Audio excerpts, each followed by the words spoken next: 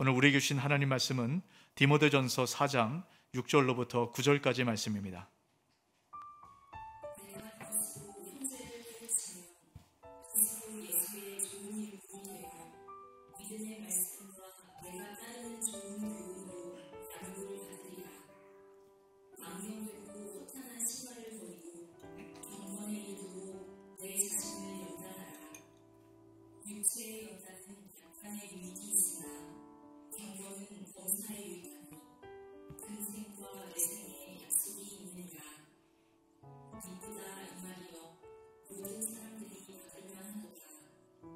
아멘. 우리가 이제 지난주에 나눴던 말씀 혹시 기억하십니까? 주님께서 우리 모든 택하신 하나님의 자녀들을 복된 가정에 주시는 그 축복을 어떻게 우리가 누려받을 수 있을까? 우리가 지난주에 함께 말씀을 나누었어요. 여러분, 하나님께서는 하나님 택하신 이 백성들이 천대까지 하나님의 풍성한 은혜를 누리며 살아가는 것, 이게 하나님 마음이거든요. 근데 이게 막혀 있으면 복이 흘러내려가지 않습니다. 이런 막혀 있는 것을 풀어내는 그 중요한 열쇠를 지난주에 함께 말씀을 나눴죠. 네 가지 단어가 있다라고 말씀드렸습니다. 미, 고, 사, 축. 여러분 꼭 기억하시기 바랍니다. 미안합니다, 고맙습니다, 사랑합니다, 축복합니다. 그럼 이것은 가정 안에뿐만 아니라 모든 관계를 풀어가는 가장 핵심적인 열쇠가 됩니다. 우리 좌우에 인사할 때 이렇게 한번 고백해 볼까요? 미안합니다, 고맙습니다, 사랑합니다, 축복합니다.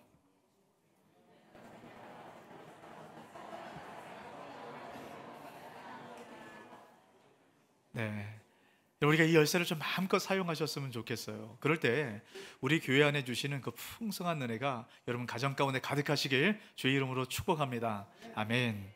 자, 오늘은 또 한 가지 주님께서 우리를 복된 가정으로 또 복된 인생으로 살아갈 수 있는 중요한 하나님께서 주신 축복의 은혜가 있습니다. 그 장치가 뭐냐면 좋은 선생님이에요. 좋은 스승. 여러분, 우리 자녀들이 모든 부모의 바람일 겁니다. 이 세상에 영향력 있고 정말 자녀들이 잘 살아가길 원하실 거예요. 여러분, 어떻게 하면 우리 자녀들이 잘 살아갈까요? 우리는 배운 대로 살아갑니다. 누구나 마찬가지예요. 잘 배워야 돼요. 잘 배우려면 좋은 스승이 필요하겠죠. 여러분, 좋은 선생님, 좋은 스승, 이 한 사람이 얼마나 큰 그 인생에 영향을 미치는가 잘 보여주는 예가 있습니다. 이런 드와이트 무디라고 19세기 말에 이런 미국의 영적 부흥을 일으켰던 분이 있으세요. 이 드와이트 무디는 당시는 뭐 라디오나 TV 이런 게 없었잖아요. 근데 1억 명 이상 되는 사람에게 복음을 전했습니다. 얼마나 영향력 있는 그런 분인지 모릅니다. 지금도 굉장한 영향력이 있어요. 근데 이분은 제대로 된 고등교육을 받지 못한 분입니다. 근데 학교도 여러 개 세우고 미국과 영국의 기독교의 큰 틀을 놓았던 그런 분입니다. 여러분, 어떻게 구두수선공이었고 제대로 된 교육을 받지 못했던 분들이 이렇게 큰 영향력을 행사할 수 있는가? 여러분, 여기에는 에드워드 킴볼이라는 선생님 한 분이 계셨어요. 이 에드워드 킴볼, 이 선생님을 만난 이후에 드와이트 무디 인생이 완전히 바뀌어지게 됩니다. 만약 이 선생님을 만나지 못했으면 아마 평생 구두수선공으로 그렇게 살아갔을 겁니다. 하지만 이 드와이트 무디가 에드워드 킴벌이라는 선생님을 만난 그 이후에 인생이 완전히 바뀌어서 정말 영향력 있는 그런 인생으로 바뀌어져 가게 되었다는 겁니다. 우리가 그 좋은 선생님, 이 한 분 만나는 게 얼마나 큰 축복인지 몰라요. 여러분, 좋은 선생님, 우리 좋은 선생님을 여러분 어떻게 만날 수 있을까요? 오늘 우리가 스승의 주일 아닙니까? 그래서 우리가 좀 스승에 대해서 이 말씀을 함께 나누고 있는데요.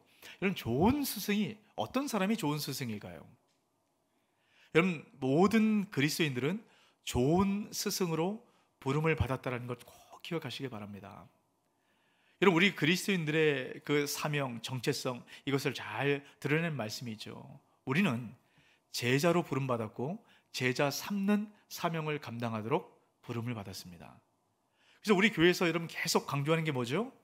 배우는 자리에 있든지 가르치는 자리에 있든지 둘 중 한 자리는 꼭 있어야 된다라고 말씀을 제가 계속 드리고 있습니다. 여러분, 이제 귀에 딱지가 좀 새겨지셨죠? 네. 배우는 자리에 있든지 가르치는 자리에 있든지 여러분 이거 잊지 마세요. 이거는 그냥 우리가 만들어낸 이야기가 아닙니다. 그리스도인들의 가장 핵심 정체성이에요. 우리가 늘 하나님 말씀을 배우는 자리, 또 말씀을 가르치는 자리, 이런 자리에 있을 때 하나님 주신 그 풍성한 축복과 은혜를 누려받을 수 있게 되는 것입니다. 그래서 우리는 학생이기도 하고 교사이기도 한 것이에요. 자, 우리가 주의 그 풍성한 축복과 은혜를 누려받는 그런 학생과 또 교사로서의 은혜를 누려받기 위해서는 그럼 우리가 무엇을 배우고 무엇을 가르쳐야 되는가, 가장 핵심적인 것을 오늘 말씀을 통해서 우리가 나눠보려고 합니다. 자, 7절 말씀 우리 같이 한번 읽어볼까요? 망령되고 허탄한 신화를 버리고 경건에 이르도록 내 자신을 연단하라. 이런 두 가지를 이야기를 합니다. 자, 우리가 이 두 가지를 놓쳐서는 안 돼요. 이 두 가지를 기억할 때 하나님 주시는 그 풍성한 은혜를 누려받을 수 있다라고 말씀을 합니다. 자, 첫 번째는 망령되고 허탄한 신화를 버리는 것이에요. 망령되고 허탄한 신화, 그럼 이게 뭘까요? 이 세상에서 만들어진 교묘하고 헛된 속임수를 이야기를 합니다. 여러분, 이 세상에서는 정말 진리처럼 보이고 정말 우리에게 좋아 보이는 것 같지만 많은 세상의 신화들, 속임수들이 가득합니다. 여러분, 이 디모데 전서는 사도 바울이 에베소에서 목회를 하고 있는 디모데에게 보낸 편지예요. 이 에베소라는 곳이 아주 독특합니다. 항구 도시인데요, 이 세상의 많은 사상들, 철학들, 종교들, 문화들, 이런 것들이 다 집약되어 있는 곳이 에베소입니다. 여러분, 이 에베소에 가장 밑바닥에 깔려있는 핵심적인 사상이 하나 있었습니다. 그게 뭐냐면 영지주의라고 불려지는 거예요. 이 사람들이 구원을 받기 위해서는 영지, 아주 특별한 영적인 지식을 얻어야만 구원을 받을 수 있다, 이런 생각들을 갖고 있었습니다. 근데 영지주의의 핵심은 뭐냐면 우리 육신, 이렇게 물질, 이게 몸과 같은 이런 육신은 악한 것이고, 영, 우리 속 안에 있는 영, 정신, 이런 것들은 선한 것이다 라고 생각을 합니다. 그래서 구원을 받는 것을 어떻게 생각을 하냐면 우리 육신의 감옥에서 영이 벗어져 나올 때 이것이 구원이다 라고 이야기를 해요. 이 구원을 받기 위해서는 영적인 지식, 영지를 얻어야 된다 라고 사람들은 생각을 했습니다. 근데 이것이 교회에 얼마나 심각한 문제를 일으켰는지 몰라요.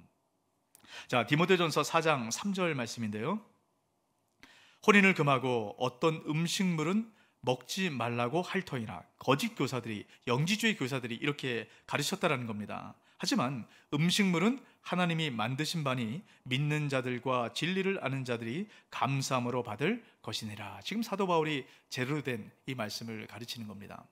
여러분, 당시의 사람들은 영지주의에 굉장히 영향을 받고 있었기 때문에요, 육신을 어떻게든 통제하려고 애를 씁니다.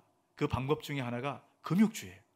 혼인도 하지 않고 음식물도 먹지 않고 이렇게 육체를 막 학대하고 육체를 죽이면 안에 있는 영적인 것들이 잘 드러나와서 더 구원의 삶을 살아갈 수 있다, 행복한 삶을 살아갈 수 있다, 이렇게 생각을 하는 겁니다.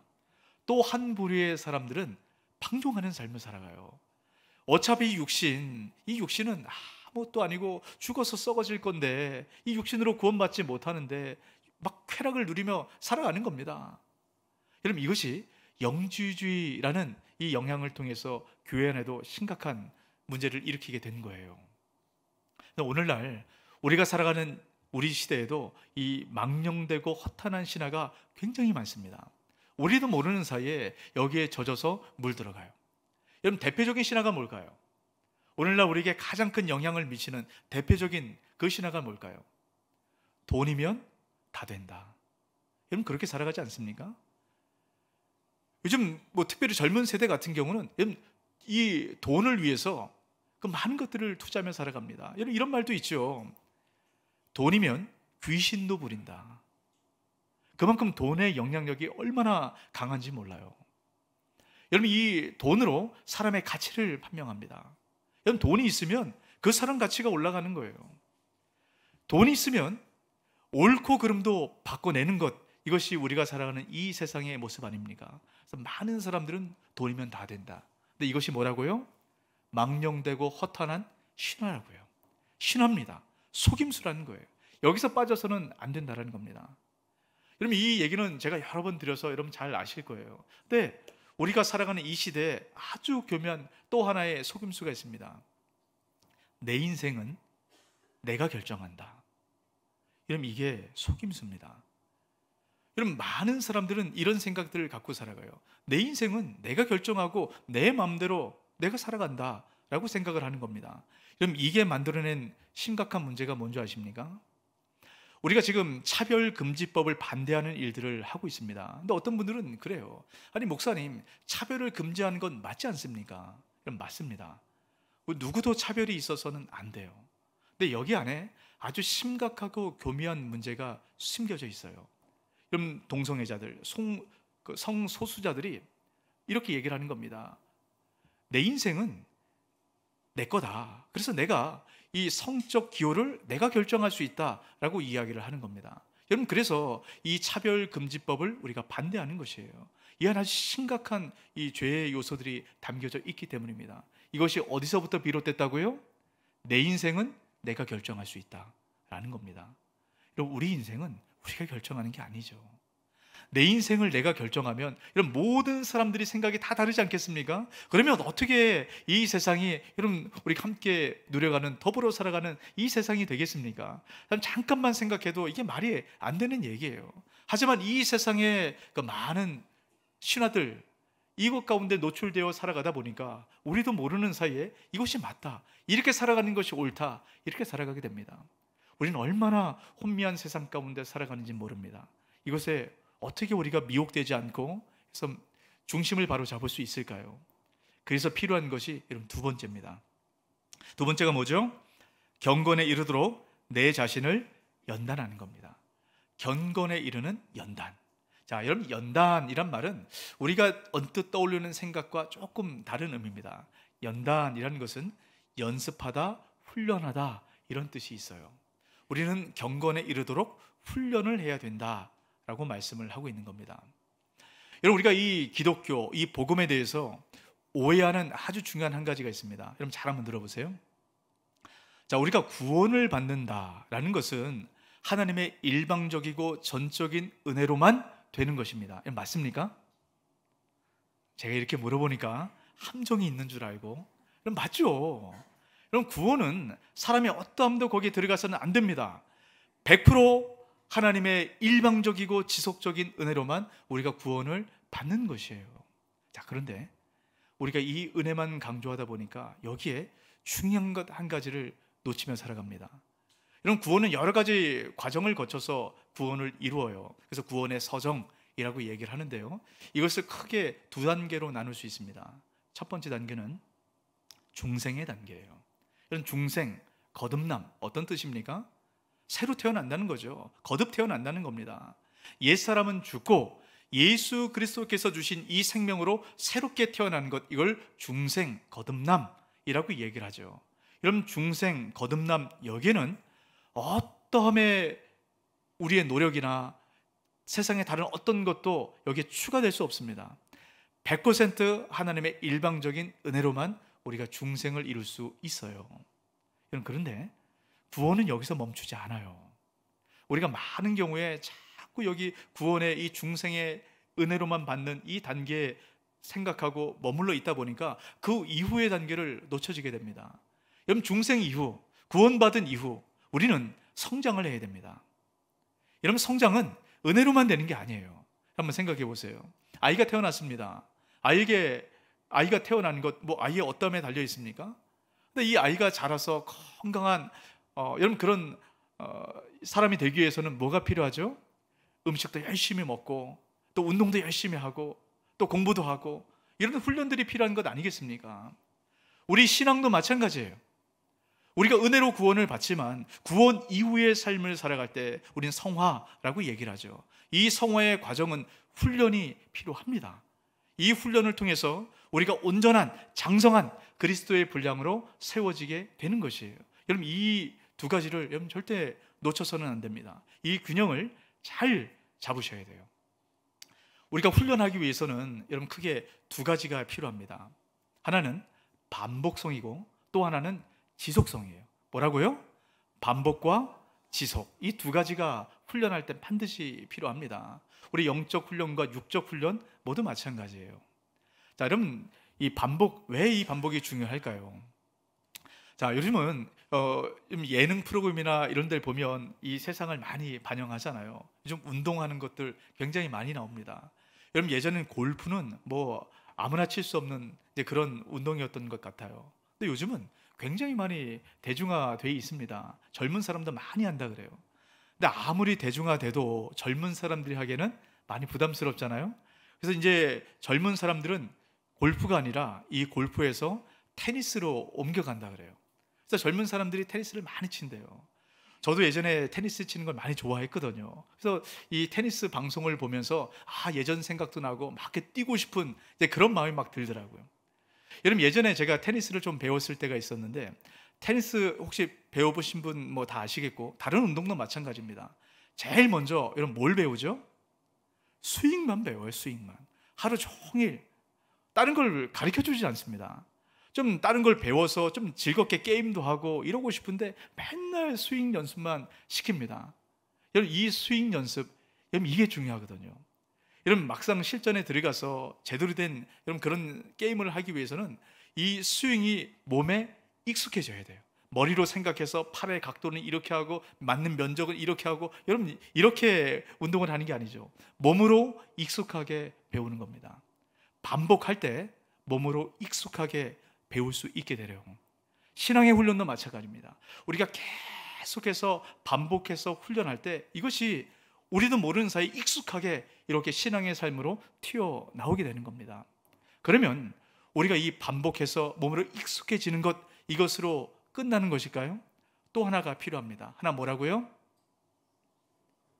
예, 지속. 네, 누가 아주 크게 이야기를 했네요.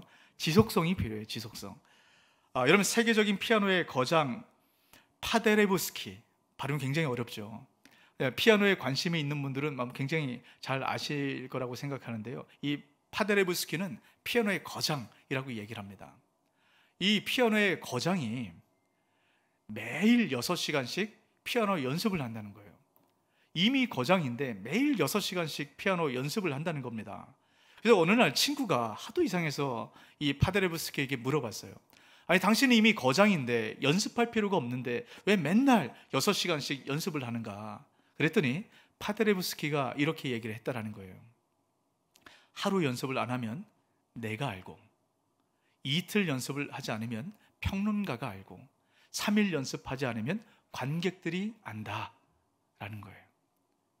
여러분, 우리가 몸에 익숙했지만 이것들이 계속 지속되지 않으면 여러분, 우리도 모르는 사이에 점점 우리가 익숙했던 것들로부터 멀어지게 된다는 겁니다. 그래서 훈련을 할 때는 반드시 반복과 지속이 필요해요. 여러분, 그래서 우리가 계속 강조하는 것, 배우는 자리에 있든지 가르치는 자리에 있든지 이 두 자리에 있어야 된다. 여러분, 늘 말씀드리는 것 아니겠습니까? 근데 어떤 분들은 제가 이런 말씀 드리면 이렇게 얘기하시는 분이 있어요. 목사님, 전 다 해봤습니다. 여러분, 다 해보는 게 어디 있습니까? 여러분, 이 성경의 말씀을 한 번 읽으면 다 아세요? 이 말씀은 볼 때마다 새로운 거예요. 여러분, 우리가 날마다 똑같은 훈련의 내용이다 할지라도 여러분, 그 안에 들어가면 새롭게 주시는 주의 은혜가 있습니다. 여러분, 훈련은 반복과 지속이에요. 그럴 때 주님 주시는 그 풍성한 은혜가 있습니다. 여러분, 이것 놓치지 마시고 날마다 배우는 자리에 있든지 가르치는 자리에 있든지 이 두 자리에 서시길 주의 이름으로 축복합니다.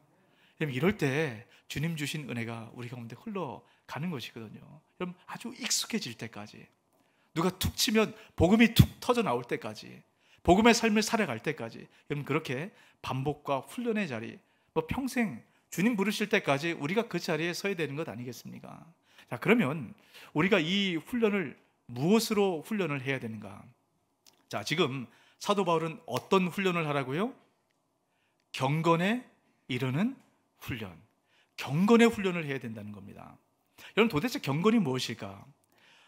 여러분, 신약 성경을 보면 경건이라는 말이 총 15번이 나와요.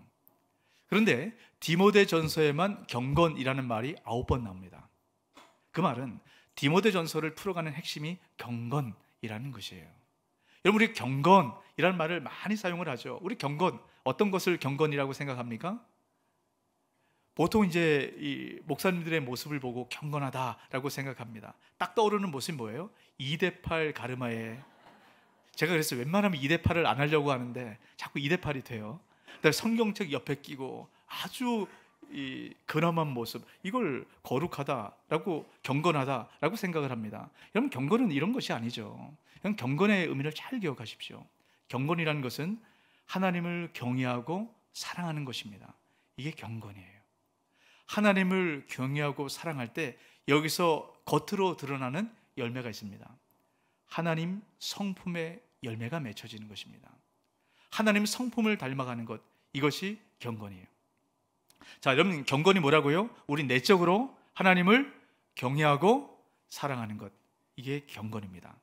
그리고 이것이 겉으로 드러나는 것, 하나님의 성품을 담는 것, 이것이 경건이에요. 우리가 이 경건의 훈련을 해야 됩니다. 어떻게 하면 이 경건의 훈련을 할 수 있을까? 오늘 말씀의 핵심이 바로 여기 있습니다.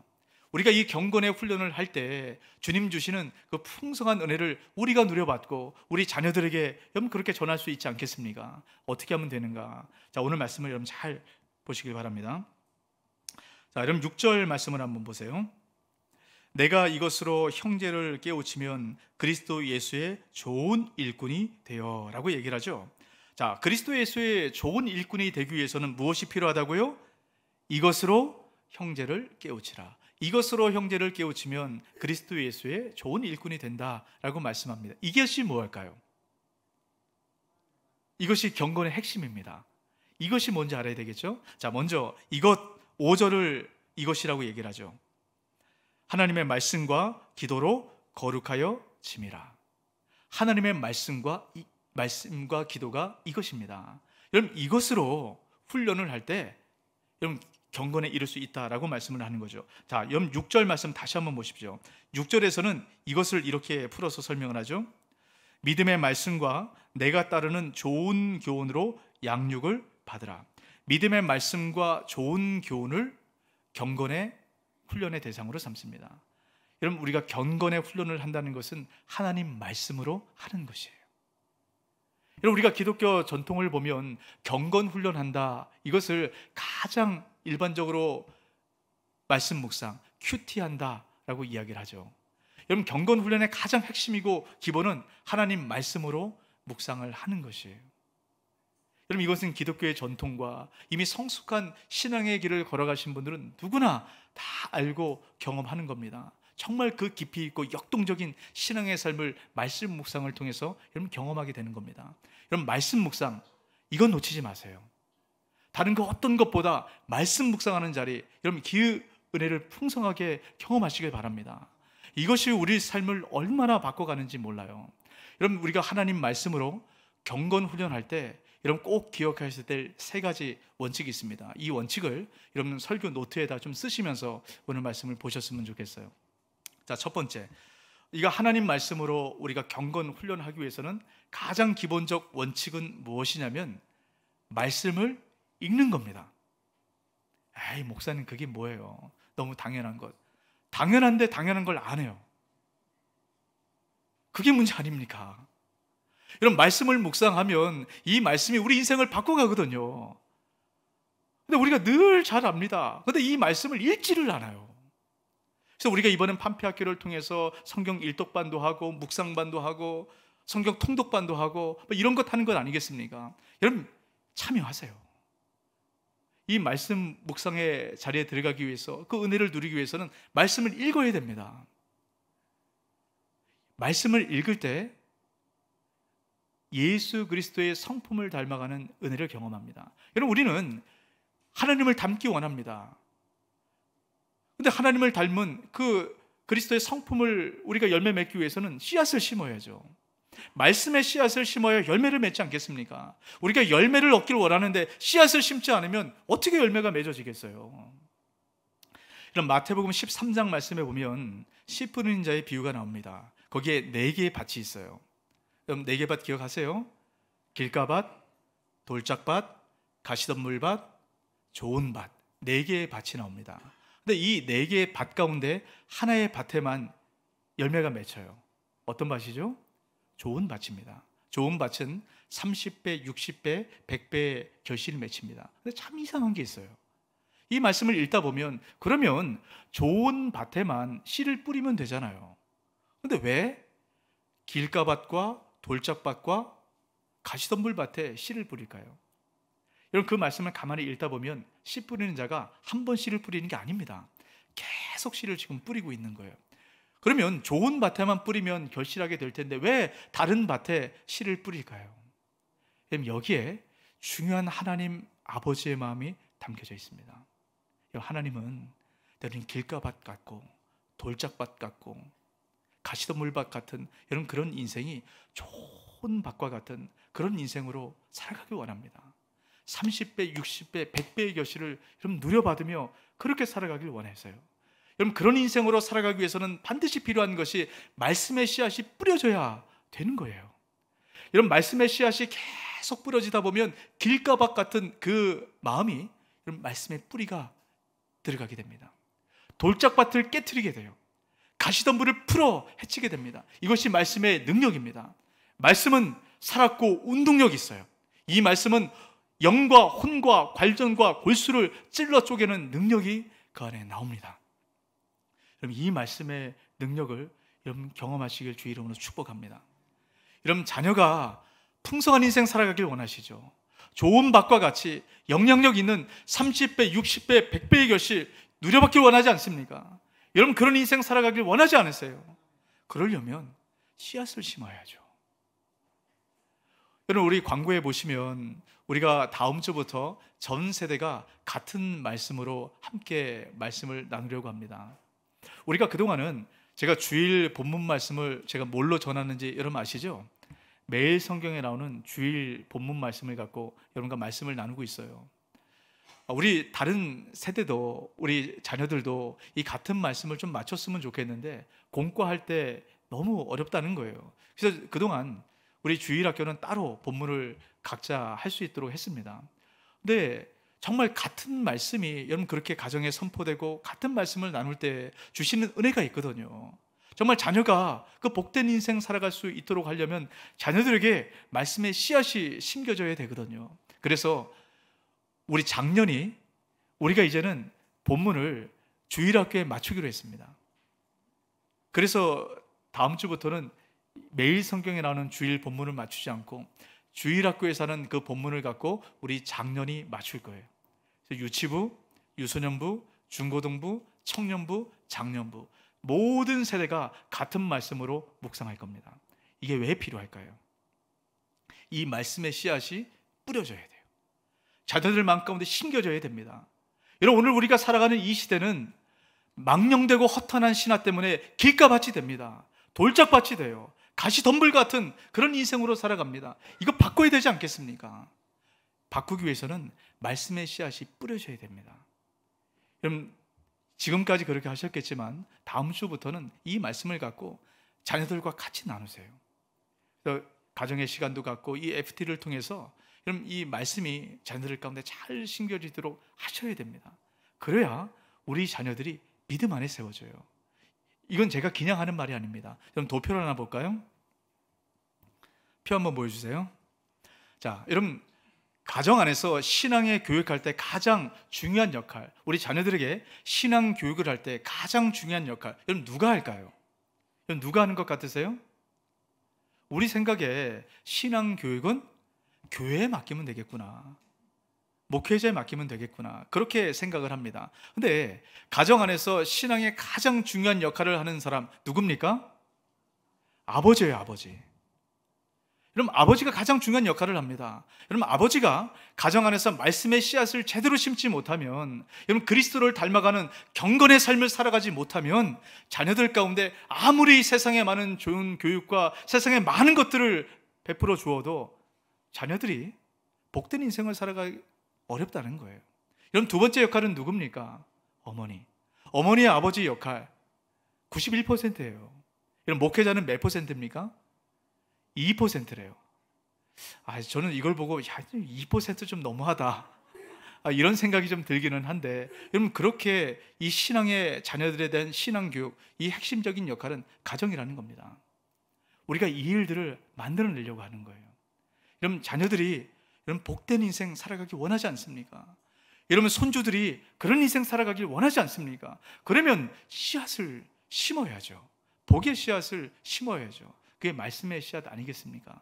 여러분, 반드시 기억하시고 우리 자녀들이 그 복된 인생 살아갈 수 있도록 여러분 다음 주부터 함께 힘써 주시고 애써 주시길 주 이름으로 축복합니다. 자, 두 번째 원리가 있어요. 우리가 하나님 말씀으로 경건의 훈련을 하기 위해선 두 번째 원칙이 무엇이냐면 초점을 잘 맞춰야 됩니다. 우리가 말씀을 보아도 여러분 초점을 못 맞추면 이 말씀이 능력이 우리 가운데 드러나질 않아요. 여러분, 우리가 때로는 말씀의 초점을 잘못 맞출 때가 굉장히 많습니다. 제가 이제 이 말씀 묵상에 대한 이야기 할 때마다 간혹 드리는 예화가 하나가 있는데요. 어떤 사람이 이 성경 말씀을 통해서 하나님의 음성을 듣고 싶어서 고민하다가 이렇게 말씀을 통해서 하나님의 음성을 듣는 훈련을 해야 되겠다. 그래서 어느 날 성경 말씀을 하나 착 폈습니다. 이 말씀을 펴니까 그 말씀 안에 이런 내용이 나오는 거예요. 유다가 목매어 죽으니라. 이 얘기를 듣고, 야, 이 성경에 이런 얘기가 다 있구나. 야, 이 말씀대로 순종했다가 내가 나가서 좀 죽으라는 얘기인가. 하나님이 그럴 리가 없어. 그래서 두 번째 성경을 착 폈어요. 그랬더니 누가복음 말씀이 나와서 이렇게 얘기를 하는 거예요. 너도 이와 같이 하라. 3-4번이다. 세 번째 성경을 딱 폈습니다. 요한복음 말씀. 속히 이렇게 하라. 속히 하라. 여러분, 우리가 이 우스갯소리인데요, 하나님 말씀 묵상을 이렇게 할 때가 있어요. 무엇이 문제입니까? 초점을 잘못 맞추는 거예요. 하나님 말씀 초점을 나에게 맞추는 겁니다. 여러분, 우리가 이 말씀을 볼 때 늘 이 말씀을 통해서 내가 어떤 복을 누릴까, 이 말씀을 통해서 하나님 나에게 어떤 은혜를 베풀어 주실까, 하나님 행하실 그 행함에 초점이 있습니다. 여러분, 말씀의 초점은 거기 있지 않아요. 여러분, 우리는 늘 상에서 떨어지는 떡고물, 이것에만 관심이 있습니다. 가장 중요한 이 본질을 놓쳐서는 안 됩니다. 이런 말씀의 가장 핵심적인 본질이 뭘까요? 디모데전서 3장 16절 말씀 같이 한번 있습니다. 크도다 경건의 비밀이요 그렇지 않다 하느니 없도다. 그는 육신으로 나타난 바 되시고 영으로 의롭다 하심을 받으시고 천사들에게 보이시고 만국에게 전파되시고 세상에서 믿음 받으시고 영광 가운데서 올려지셨느니라. 자, 크도다 경건의 비밀이요. 경건의 비밀을 얘기합니다. 지금 우리가 경건 훈련에 대한 이야기를 하고 있어요. 자, 여러분, 경건의 비밀, 무엇이 경건의 비밀이라고 사도 바울은 얘기합니까? 예수 그리스도가 경건의 비밀이다 라고 말씀을 합니다. 그렇다면 우리가 경건 훈련의 초점을 어디에 맞춰야 될까요? 예수 그리스도인 거예요. 우리가 이 말씀을 보면, 여러분, 말씀 묵상할 때 우리가 많은 경우에 이 안에서 어떤 교훈이 있을까, 어떤 깨달음이 있을까, 우리가 이렇게 말씀을 접근합니다. 맞아요, 그렇게 해야 됩니다. 하지만 그 전에 이 말씀의 초점은 예수 그리스도 안에 있어요. 그래서 이 말씀을 통해서 예수 그리스도를 만나야 됩니다. 그리고 예수님과 친해져야 돼요. 그 친밀감을 느껴야 됩니다. 그럴 때 우리가 예수 그리스도의 성품을 닮아가는 여러분 그런 경건한 삶을 살아갈 수 있게 되는 것이에요. 여러분, 말씀을 볼 때마다 이 안에서 예수 그리스도를 만나게 되시길 주 이름으로 축복합니다. 이 원리를 여러분 놓쳐서는 안 돼요. 이걸 놓치면 이 말씀이 재미가 없어요. 말씀의 능력이 나타나지 않습니다. 말씀의 능력이 나타나고 이 말씀이 내 삶을 바꿔가는 은혜를 경험하기 위해서는 이 말씀을 통해서 예수 그리스도를 만나셔야 됩니다. 이걸 꼭 마음 가운데 기억하시기 바랍니다. 마지막 경건의 훈련을 하기 위해서 이런 세 번째 원리가 있습니다. 그것은 뭐냐면, 경건의 훈련은 혼자 하는 게 아니에요. 경건의 훈련은 공동체 안에서 함께 하는 겁니다. 우리가 경건 훈련하면 나 혼자 묵상하고 나 혼자 영성 일기 쓰고 이런 것들을 생각을 합니다. 여러분, 경건의 훈련은 나 혼자 묵상하는 것을 공동체 안에서 함께 나눠지는 거예요. 자, 여러분 6절 말씀 다시 한번 보세요. 내가 이것으로 형제를 깨우치면 그리스도 예수의 좋은 일꾼이 되어 믿음의 말씀과 내가 따르는 좋은 교훈으로 양육을 받으리라. 자, 여러분 여기에 보면 양육을 받으리라, 양육받는 대상이 지금 누구를 이야기를 할까요? 자, 주관식은 어렵죠. 자, 객관식입니다. 1번 형제들, 2번 디모데. 누가 양육을 받을까요? 믿음의 말씀과 좋은 교훈으로 양육받는 대상이 누굴까요? 1번 형제들, 2번 디모데. 네, 2번입니다. 2번. 우리가 생각하기에 디모데가 지금은 좋은 일꾼으로 하나님 말씀으로 양육하고 있으니까 형제들, 성도들이 양육을 받는다라고 생각을 합니다. 근데 오늘 말씀을 잘 보시면 양육받고 성장하는 대상은 디모데예요. 디모데가 하나님 말씀으로 가르칠 때 그 말씀으로 성장하는 사람이 누구라고요? 말씀을 받는 사람뿐만 아니라 말씀을 전하는 자 역시 성장을 한다라고 말씀을 하는 겁니다. 그래서 우리가 배우는 자리에 있든지 가르치는 자리에 있든지 늘 두 자리에 서야 된다라고 말씀을 하는 겁니다. 우리 신앙생활은 이런 마라톤과 같아요. 멀리 가기 위해서는 함께 가야 됩니다. 혼자서는 못 가요. 혼자서는 금방 지치게 됩니다. 멀리 가려면 함께 가야 됩니다. 여러분, 할 수만 있으면 목장 안에서 또 소그룹 안에서 이 경건 훈련을 함께 나누세요. 그럴 때 우리가 흔들리지 않고 끝까지 이 경건의 삶, 예수 그리스도를 닮아가는 그 길을 걸어갈 수 있게 됩니다. 그럴 때 주어지는 축복이 뭔지 아십니까? 8절 말씀 같이 한번 있습니다. 육체의 연단은 약간의 유익이 있으나 경건은 범사에 유익하니 금생과 내생의 약속이 있느니라. 여러분, 경건은요 범사에 유익이 있대요. 그리고 내생뿐만 아니라 금생에서도 하나님의 복의 약속이 주어진 것이 경건의 훈련이래요. 여러분, 우리 자녀들이 또 우리 인생이 그 하나님의 복된 은혜를 누려받기 위해서는 경건의 훈련, 여러분 이것 놓쳐서는 안 된다라는 겁니다. 이 경건의 훈련이 얼마나 큰 은혜가 있는 것인가, 또 어떻게 해야 되는 것인가, 제가 마지막으로 하나의 말씀을 전하고 말씀을 마치고 싶습니다. 여러분, C.S. 루이스가 썼던 순전한 기독교라는 책이 있습니다. 그 책은 참 통찰력 있는 책이에요. 그 내용에 보면 가면을 쓴 한 사람의 이야기를 합니다. 이 가면 쓴 사람이 누구냐면 굉장히 얼굴이 못생긴 사람이에요. 눈도 찢어지고 얼굴도 형편없고, 그래서 늘 얼굴 때문에 컴플렉스를 갖고 살아갑니다. 이 사람이 이 컴플렉스를 어떻게 해결하면 좋을까 고민하다가 아주 잘생긴 사람의 얼굴에 가면을 만들었어요. 그래서 그것을 쓰고 살아갑니다. 그렇게 10년 동안 가면을 쓰고 살아가다 보니까 어느 순간인가 아주 잘생긴 얼굴로 바뀌어지게 된 거예요. 그래서 더 이상 가면을 쓸 필요가 없었다라는 이야기가 나옵니다. 그럼 우리가 가장하고 겉으로 꾸며내고 우리가 아는 그렇지 않지만, 여러분 그렇게 우리가 살아갈 때 우리 모습이 어느 순간인가 그렇게 바뀌어지게 된다는 겁니다. C.S. 루이스가 이것을 복음과 연결시켜서 이야기를 하는 겁니다. 저는 이것이 참 통찰력 있다라는 생각이 들어요. 우리는 예수 그리스도로 말미암아 중생을 얻었지 않습니까? 하지만 중생 이후의 삶을 살아갈 때 우리에는 여전히 죄성이 있습니다. 하지만 말씀 붙들고 말씀대로 힘써서 애써서 살아가다 보면 어느 순간인가 우리가 바뀌어지게 되는 것이에요. 여러분, 예수 그리스도의 말씀의 가면을 쓰시길 바랍니다. 그게 힘들어요. 어렵습니다. 하지만 그거 쓰고 가다 보면 어느 순간인가 우리가 그리스도를 닮은 그런 모습으로 살아가는 것을 발견하게 됩니다. 그래서 오늘 이 말씀이 좀 여러분에게 잘 기억되고 또 여러분이 마음 가운데 새겼으면 좋겠다, 이런 마음으로 찬양을 준비하다가 여러분 이 찬양을 여러분 꼭 기억하셨으면 좋겠습니다.